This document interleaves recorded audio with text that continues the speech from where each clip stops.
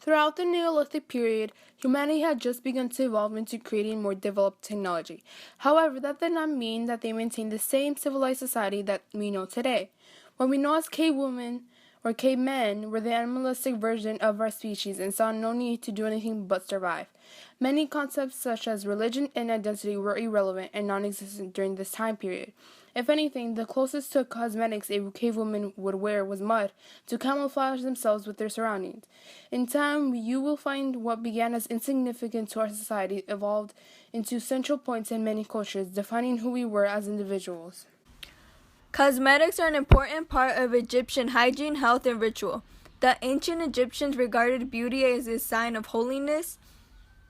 Oils and creams were used for protection against the hot Egyptian sun and dry winds.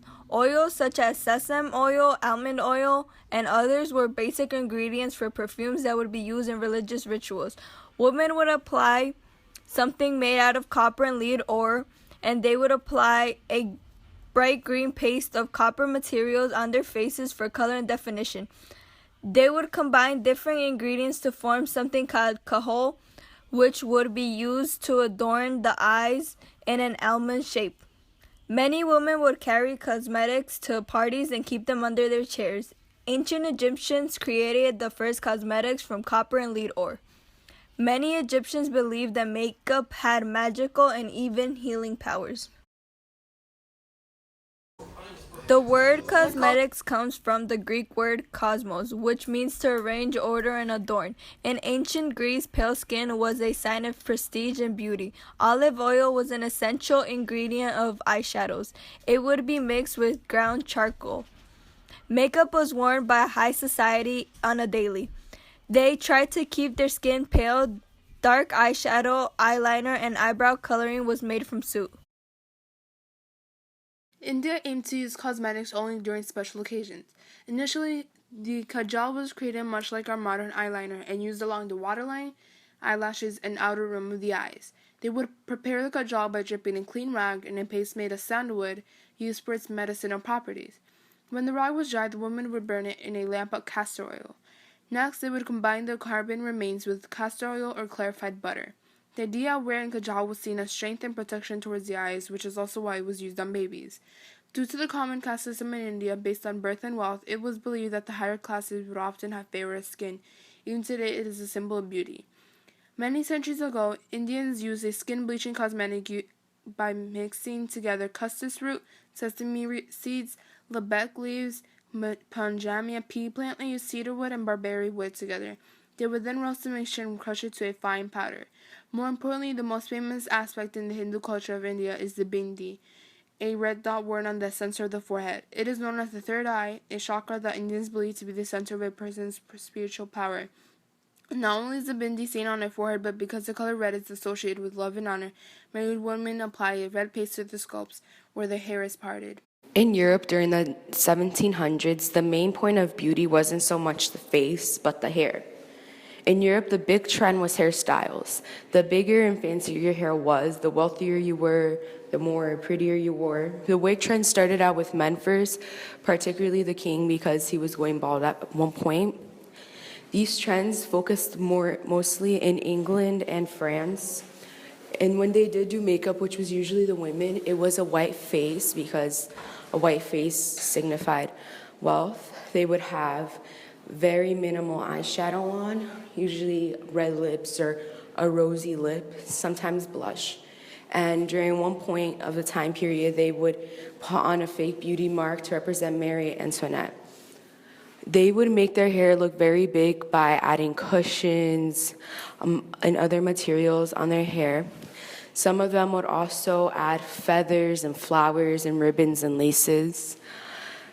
The bigger your hair was, the origins of the geisha makeup still remain uncertain, but has always remained a white face, red lips, blackened teeth, and thick, dark black eyebrows. During the Meiji era, the custom of blackening teeth ended, and only kabuki actors or meiko, which were training geishas, would use that custom. They had, depending on the geisha you were, you would have different looks, so you could distinguish yourself from other geishas. There was also a competition with geishas of who looked better.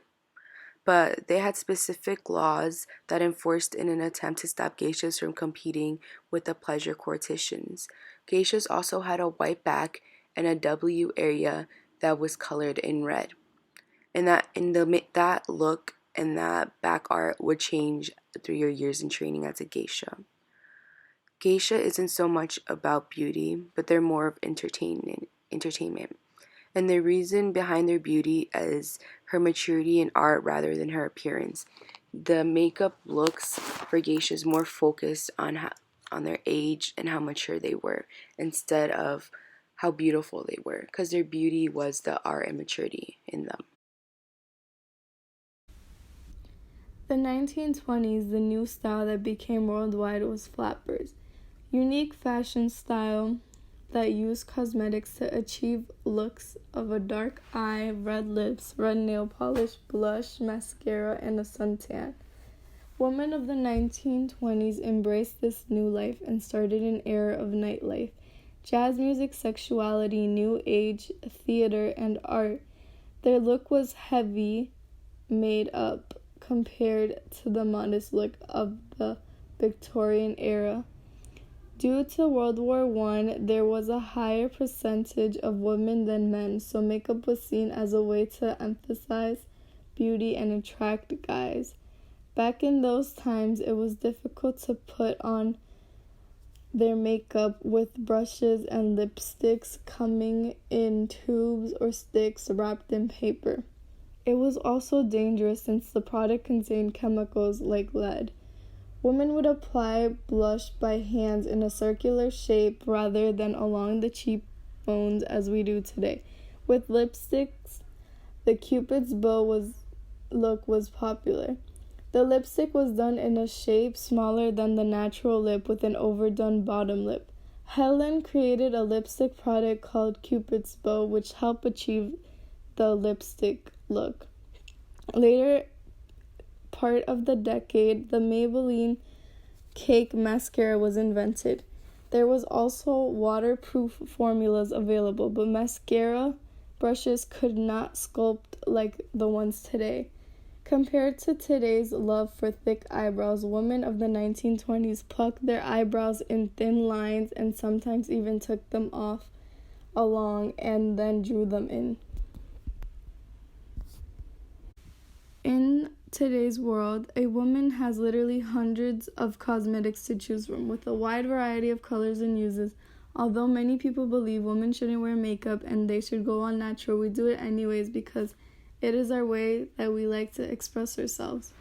For many women, makeup boosts their confidence. As the media and technology progressed the last couple of decades, the importance of self-image and the standards of women's beauty has become more enforced in the U.S. Beauty is considered a subjective topic, but the mass media generates and upholds a standard for what it takes to be beautiful. In today's makeup looks, women add glitter to their eyes. The smoky eye is used by almost all women to increase the beauty of their eyes on different occasions, especially the formal ones, such as weddings. New changes are added to the smoky eye every year. Smoke is usually added to the upper lash line. It is now currently being added to both upper and lower lash line. Colorful eyeliners and eyeshadows are used in different ways depending on the time of year it is. Glossy lips and matted lips appeared a lot this year. Women also tend to use a lot of false long eyelashes. Women say it tends to complete their eye makeup look.